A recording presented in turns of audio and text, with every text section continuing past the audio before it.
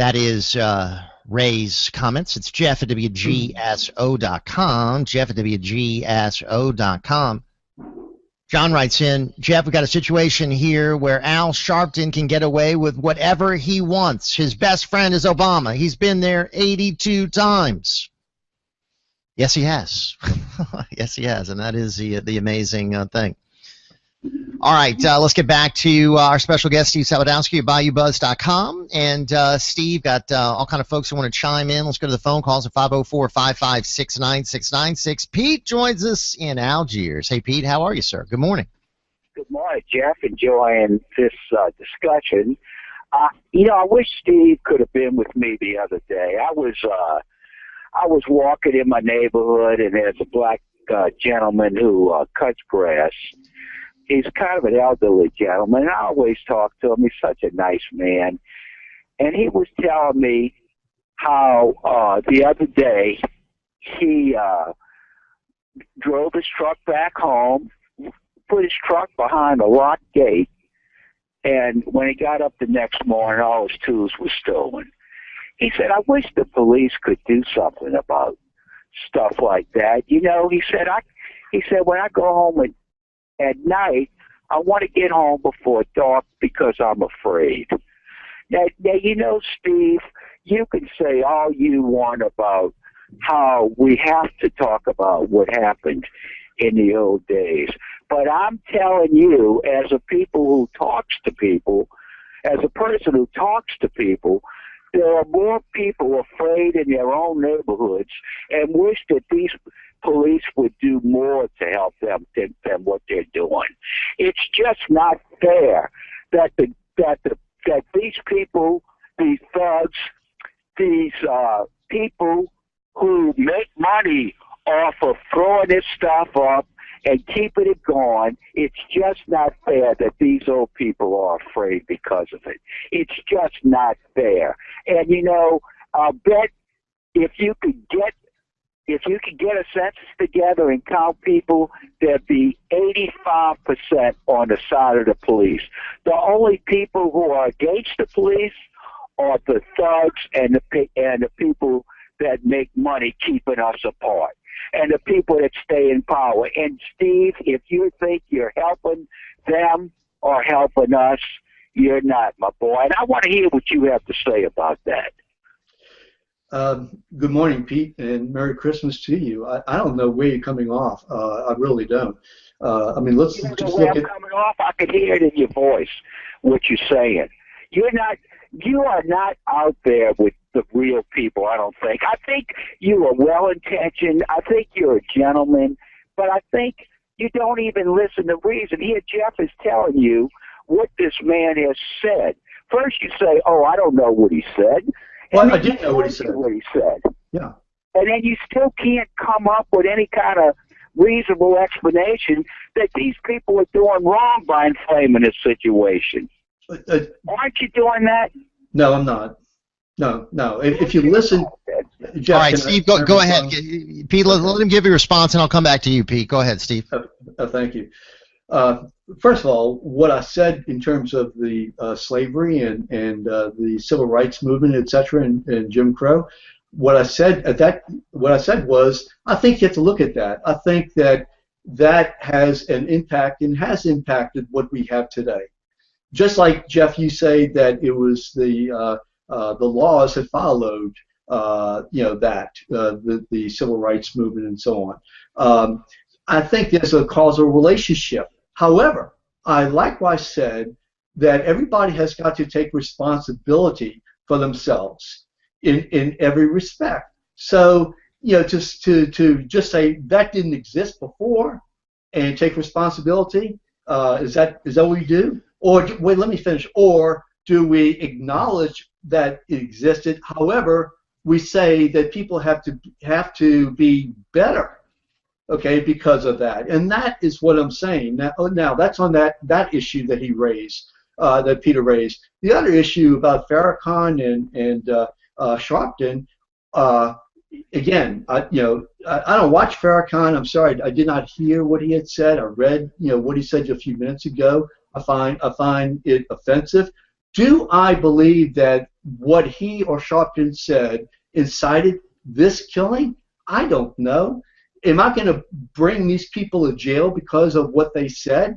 Okay, you know, let's condemn it and investigate to see where there is a link. Because if he was motivated by this guy, by Farrakhan, you're not going to know it unless there's evidence. But I'm saying let's investigate. Let's see. I mean, let's bring Louis Farrakhan in for questioning. Let's start treating him like he should be treated, as a pariah. Okay, as opposed to someone who's celebrated as a voice out there as some sort of a great elder statesman. I personally absolutely despise Farrakhan, okay, because of what he says. It's not just the anti-Semitism, okay. I just don't buy what he says, okay. Now, Sharpton, he stirs up horrible. Okay, every time Sharpton comes on, I turn him off. Well, I do not. Wait, hold on. I do not like Al Sharpton. Now, am I going to blame him for what happened in Brooklyn? Yeah. Okay, that is difficult to do. Well, I'll tell you one thing, Steve. A lot of police union officials are. I know that. A lot of commentators are saying this guy is a known liar. He's a known con man. For years, he's been given a pass on his criminal behavior. The fact that he's been invited to the White House 82 times is despicable. Yeah, it is despicable. Yeah, to me, I got a voice on a network, Steve, as a host. Sure, I agree. Is really, and we got to wonder what is going on here. Why is he always elevated as the quote voice of the black community when I think he doesn't have the standing? Again, let me finish. I agree with you. Okay. All right. We got to get Pete in. Is totally different. Yeah. Let me get Pete in real quick to give his response, and then we got to roll on to another quick call. All right, Pete, what's going on, my friend? Real quick response, and then we got to roll. Real quick, Steve. I understand that things horrible were done in the past, and we have tried so hard, I think, to try and make amends for a lot of that. You know, the amount of money that is spent by this country to amend for that has been unbelievable. I agree. And with that, Pete, we got to roll. Thank you, my friend, as always. We appreciate you. Let's bring on someone who has devoted his life to fighting crime, our own anti-crime expert and contributor, Captain Black. Hey, Cap, welcome aboard. Good morning. Greetings, fellow hostages. As somebody whose family went through the aforementioned, to have some cat now, vintage of circa 1980, 1990, who can't even spell Jim Crow or slavery, talk about it's his excuse to go out here and shoot, rob, maim, rape, murder people in his community and other communities is ludicrous. And the reason why you even need to start trying to blame to people like Sharpton or Obama is here's a message that they give. Decriminalize crack dealers. Say that mass incarceration for actions that you commit, that you are convicted of, is somehow discriminatory. Say that, particularly in the Michael Brown instance, I would have shot Michael Brown if we were in the same circumstances. And I've been black all my life last time I looked. But Michael Brown is the type of person I've had to defend my grandmother's generation. When Pete talked about how the black man, the elderly black man, was afraid, he's not afraid of the GOP or the Tea Party stealing his tools or breaking into his house. He's scared of people I call chocolate Klansmen, of which Michael Brown was a poster boy. And when Obama sent representatives there to the Brown family and didn't even try to create even the pretense of impartiality, because, you're the Justice Department. Allegedly, you're not supposed to take sides. You're supposed to impartially gather facts. That set a tone.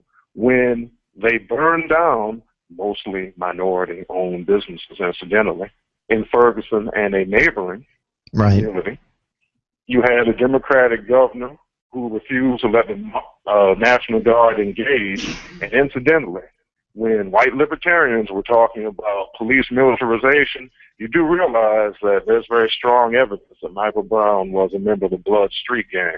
And when I saw the initial protest, black folks just don't wear red hats, red bandanas around their necks, red belts, red socks, red shoes because it's a fashion statement.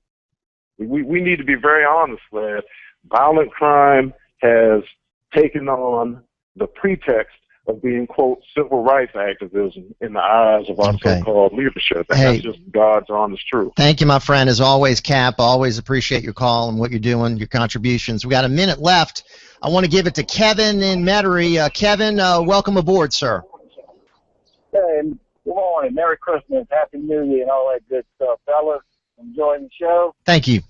I'll always have an opportunity to listen, but today I did, and I've been tuned in. And just wanted to say to Steve that I disagree with a majority of the positions that he takes, although I do believe that there's an element of truth in a lot of what he says.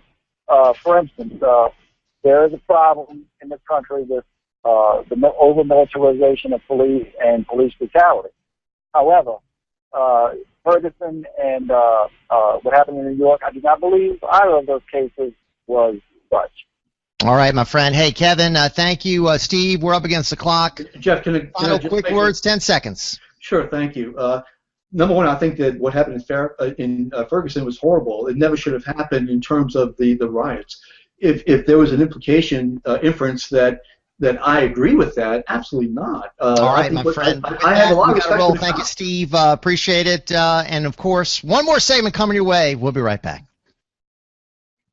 Come join us at Jigger's Bar and Grill this football season. Sunday, Monday, and Thursday nights. We have 50-cent wings and $6. Just had to roll. $10 for buckets of domestic beer. Thanks, Steve. Imports. Okay, Ladies drink 2